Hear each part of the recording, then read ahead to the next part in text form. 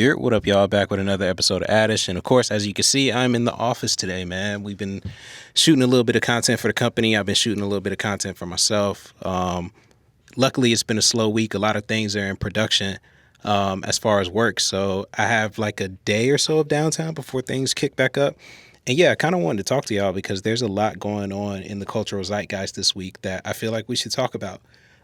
First, of course, is going to be about Oak Bluffs, Ralph Lauren, the new collection that sparked a ton of social discourse, and then a little bit about the American Eagle stuff that we've been seeing. And specifically as it relates to the Ralph Lauren collection, I felt like this was a really good chance to tell y'all about how things work in marketing, especially as someone, this is probably like my 5-year mark in the world of marketing. I jumped in 2017. Little layoff right around the COVID time. So then if you factor in where I'm at now, really, especially specifically with strategy, we're looking at around the 5-year mark for me. So let me break down how things typically happen, right? So we know that this collection sparked a ton of controversy. People are like, dang, this is elitist. It's showing a side of Black life that isn't reflective of how some people, relate to Ralph Lauren, et cetera, et cetera, et cetera.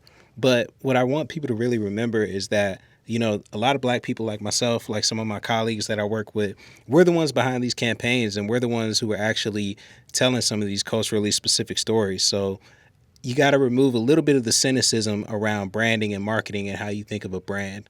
Typically, when people think of brands, and I mentioned this on TikTok, like people think it's like a big giant corporation where these faceless people are trying to figure out how to eat off the culture and not give back, when really, again, it's people like me. Like, I'm just a dude in his 30s in Atlanta who wants to do cool stuff for my people and make it look dope.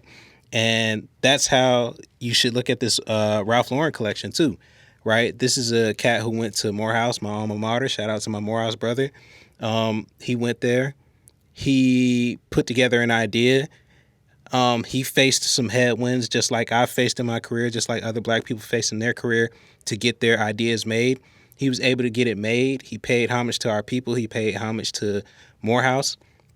And he's continuing to do it. And there are a team of Black people who are also behind this collection in various ways, whether that's appearing in the documentary as alumnus or alumni, or even being at Ralph Lauren, people we don't know about. So that said, let me show y'all how things work in the world of marketing so you can kind of get a sense of what happens. How do these campaigns come together? All right, now typically things start with a brief from the clients, right? What is a brief? A brief is essentially a Word document or a PowerPoint presentation, for lack of a better word, that outlines business objectives, a potential business problem, or a potential product that clients want to build a creative campaign around. So they may have a specific audience that they're trying to reach. They may say, hey, in the case of American Eagle, I'm kind of mixing stories at this point. They may say, hey, we have this jean line and we're trying to reach 18 to 25-year-olds who wear our jeans for whatever reason. Our sales have dipped, et cetera, et cetera. And they need a creative campaign to remedy that. So things start with a client brief. The client brief will typically go, if it's a creative agency, to someone like me. I will then come up with a creative brief based on the client brief. So the client has outlined what their problems are. I will take that information, make it digestible for creatives, and pair it with unique insights about what might be happening in the lives of consumers, what's happening in pop culture, what's happening that can be used as inspiration for a creative duo, a graphic designer or art director, and a copywriter to come up with a creative concept for, right? So client brief becomes something given to me to turn into a creative brief, which I give to a team of creatives. I walk them through the business problem. I walk them through what's happening in culture. I walk them through what's happening with the consumer and even the competition.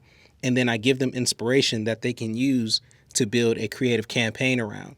Then, once they build the creative campaign, they may pitch different concepts to clients. And in the example of Ralph Lauren, the HBCU campaign with Oak Bluffs might have been a concept. Ralph Lauren has a corporate social responsibility arm that also deals with helping the community or helping different communities. And so they've done collections for the Native American community. They did one with HBCUs last year with Morehouse and Spelman. And then now they did an even more culturally specific story with this Oak Bluffs collection. And again, to humanize the process, it's not like these faceless people all the time.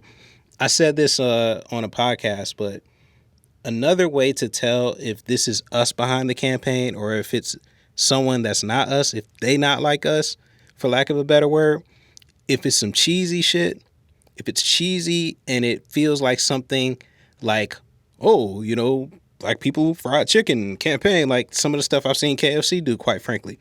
If it's that, it was not us. It was not black people behind that. But when it's a story like this that is extremely culturally specific, that has a specific reference point, that is a clear-cut sign that it was us. It was us. It was black people behind that.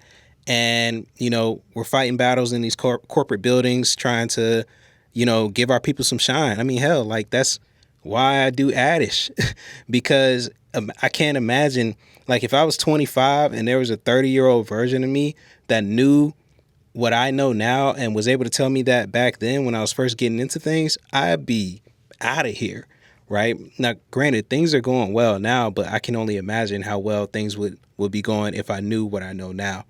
So all that to say, just really keep in mind, the discourse is finally starting to settle. I know it delved into places talking about elitism and whatnot, but like that's a black dude who came up with that collection. That's a black dude who came up with that collection. I'm gonna say it like Umar. That's a black dude who came up with that collection. But yeah, I mean, with that said, please just give our people some grace. Please know that there are people in corporate America who are fighting these battles and who are trying to get dope stories told.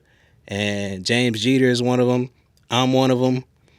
Shoot, if you've seen some work in the past few weeks or months from a specific drink brand, I won't say it to keep work out of it, and you're like, dang, they've been killing it the past 2 or 3 years, like, I'm part of that.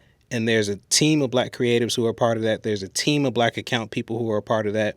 The C-suite part of that. Day-to-day clients led by a black woman. All of these parties are part of this, trying to make this thing happen.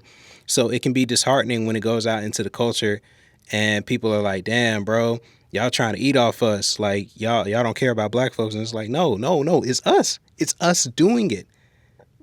We can't have it both ways, folks.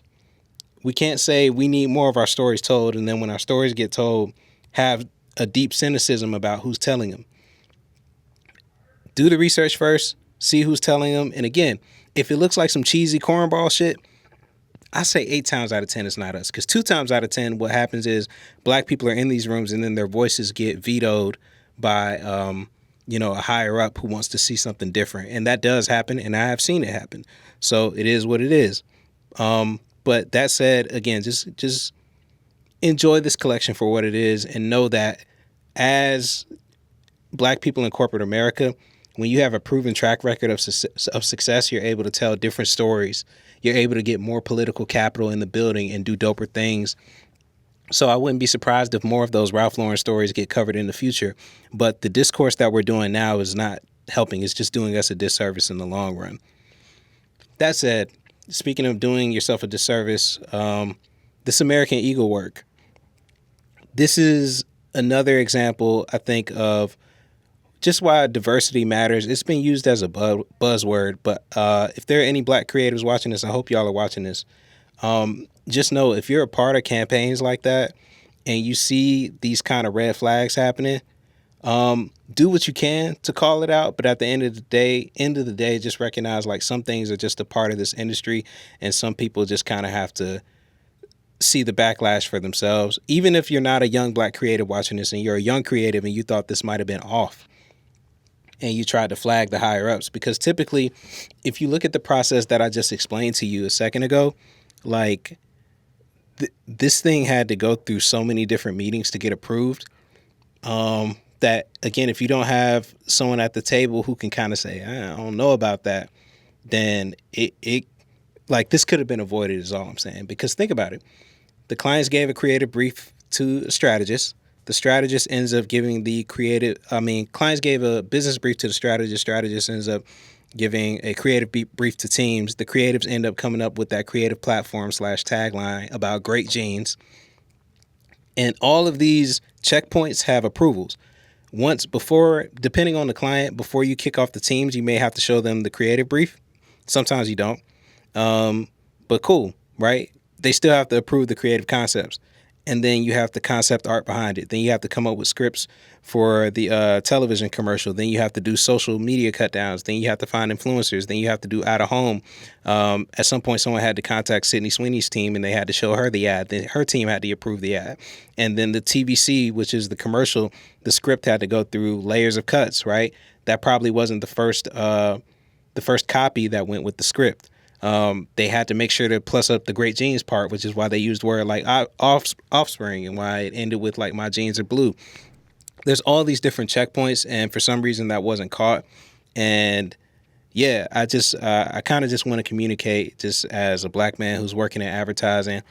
Again, I think even bringing it back to the earlier point, there are some things that could have happened with brands I worked on that I had to stop. And that I know I've worked with colleagues who personally have told me stories of things that they had to stop brands from doing because it was tone deaf. And not even tone deaf, it was offensive, you know? So I say all this to say, in a nutshell, the inside of this episode, I guess more or less, is just recognize that there are black people working at these brands. To my young folks out there, we're going to keep fighting the good fight for you, and I hope to see you in this industry. I hope to make a way if I can. But yeah, just know we out here fighting, man. So y'all stay in the fight. We'll do the same. And don't piss nobody off, y'all. Don't do this. Like, that shit could have been avoided, but I digress. I'll catch y'all later, man. Peace.